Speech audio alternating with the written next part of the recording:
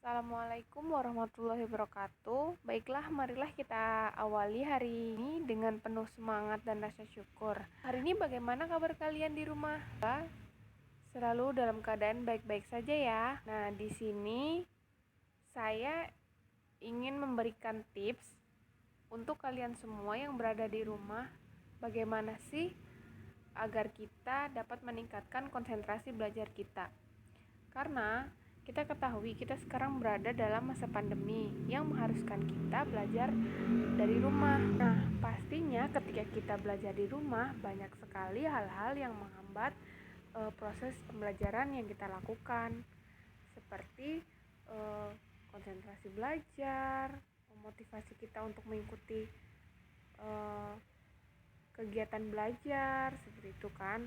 Nah, di sini Ibu ingin berbagi bagaimana sih cara kita agar dapat mengembangkan konsentrasi belajar kita, agar di saat kita mengikuti pembelajaran kita dapat hasil yang memuaskan. Oke, baiklah, langsung saja. Menurut kalian, apa sih konsentrasi itu?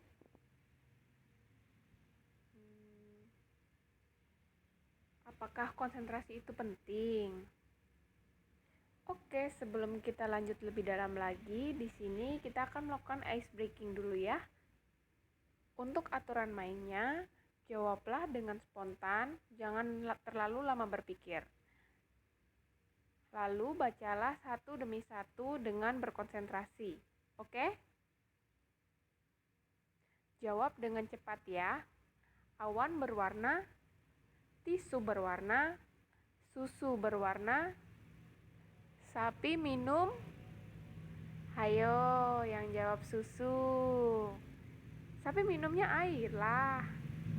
Hehe, oke, langsung saja ke pertanyaan selanjutnya ya. Ayo kita coba lagi.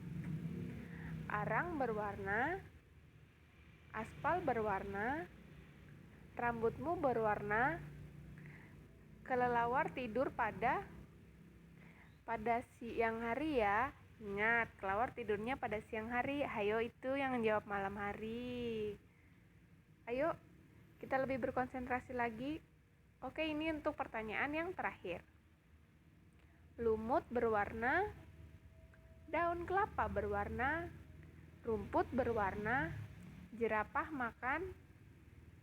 makan daun ya, bukan makan rumput. Oke, terima kasih. Semoga ice breaking ini bisa membuat kalian lebih bersemangat lagi dan lebih melatih konsentrasi kita. Nah, di sini tujuan layanan yang Ibu berikan ini, layanan informasi ini, yakni dapat menerapkan perilaku berkonsentrasi pada belajar. Jadi diharapkan setelah kalian mendapatkan layanan ini, kalian dapat berkonsentrasi pada saat belajar. Kemudian mampu menampilkan perilaku berkonsentrasi pada saat belajar. Nah, setelah mendapatkan layanan ini, kalian diharapkan dapat menampilkan perilaku berkonsentrasi pada saat belajar. Dan yang terakhir, mampu melatih diri untuk konsentrasi pada belajar. Jadi diharapkan kalian juga dapat terus melatih diri kalian agar dapat berkonsentrasi pada saat belajar. Nah, ini dia hal-hal yang menghambat konsentrasi belajar. Yang pertama, sakit. Nah, tentunya ketika orang sakit, pasti konsentrasi belajarnya akan terhambat. Karena ketika kita belajar, kita kurang nyaman nih, seperti sakit kepala, atau flu, atau sakit gigi, pasti fokus kita itu akan berkurang. Selanjutnya, lelah.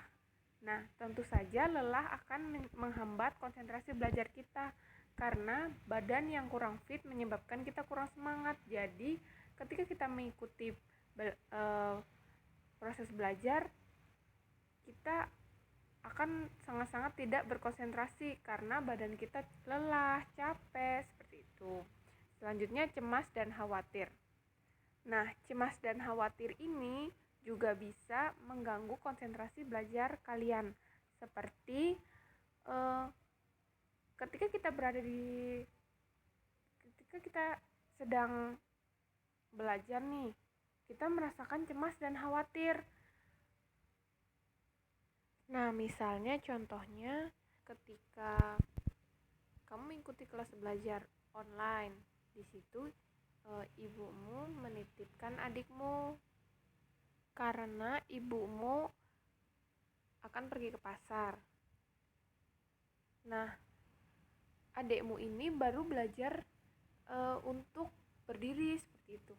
Pasti kamu nggak akan konsentrasi nih dalam belajar.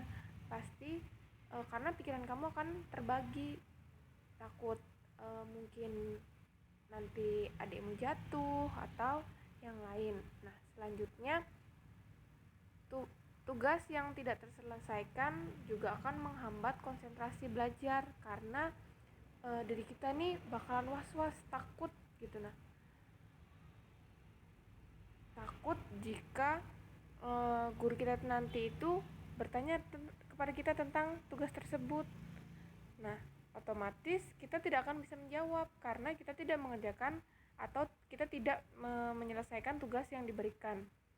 Selain itu, ada juga faktor pengganggu yang dapat mengganggu atau menghambat konsentrasi belajar kita. Nah, seperti contohnya ketika kita belajar di rumah, tiba-tiba ada tukang bakso nih lewat atau yang lain. Nah, pasti hal tersebut itu akan mengganggu konsentrasi belajar kita karena mungkin suara gerobaknya atau yang lain. Nah, selanjutnya yaitu bosan dan jenuh. Bosan dan jenuh pasti akan sangat mengganggu konsentrasi belajar kita. Karena bagaimana kita bisa berkonsentrasi belajar ketika kita tuh sudah merasa bosan dan jenuh dengan kelas yang sedang kita ikuti. Misalnya nih, gurunya ceramah terus. Nah, atau yang lain sebagainya. Itu dapat membuat kita bosan dan jenuh. Selanjutnya, manfaat konsentrasi belajar. Yang pertama yaitu mudah memahami dan mengerti apa yang sedang kita pelajari. Nah, tentu saja kita ketika kita memiliki konsentrasi belajar yang baik, kita akan lebih mudah memahami dan mengerti apa yang sedang kita pelajari. Selanjutnya, mudah mengingat materi pelajaran yang dipelajari.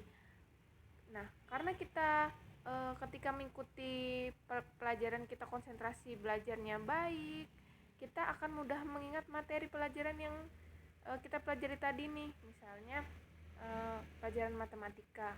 Nah, ketika kita sangat konsentrasi nih dengan pelajaran ini, pasti kita akan mudah mengingat materi pelajaran yang tadi diberikan oleh ibu atau bapak guru. Selanjutnya yakni mendapatkan hasil belajar yang baik. Nah, karena kita berkonsentrasi dalam belajar, kita akan mendapatkan hasil yang baik atau hasil yang maksimal karena kita paham dan mengerti tentang pelajaran tersebut. Yang terakhir, manfaat konsentrasi belajar adalah semangat dalam belajar. Nah, ketika kita konsentrasi belajar, tentu saja kita akan lebih semangat dalam belajar. Selanjutnya, cara meningkatkan konsentrasi belajar. Yang pertama, buat skala prioritas. Yang kedua, hilangkan beban yang mengganggu. Dan yang ketiga, miliki motivasi dan semangat. Yang keempat, istirahat yang cukup. Yang kelima, istirahat sejenak jika lelah. Dan yang keenam, hindari penggunaan gadget yang berlebihan. Oke, baiklah, terima kasih. Semoga tips-tips ini dapat membantu kalian dalam meningkatkan konsentrasi belajar. Saya akhiri. Billahi taufiq wal hidayah. Wassalamualaikum warahmatullahi wabarakatuh.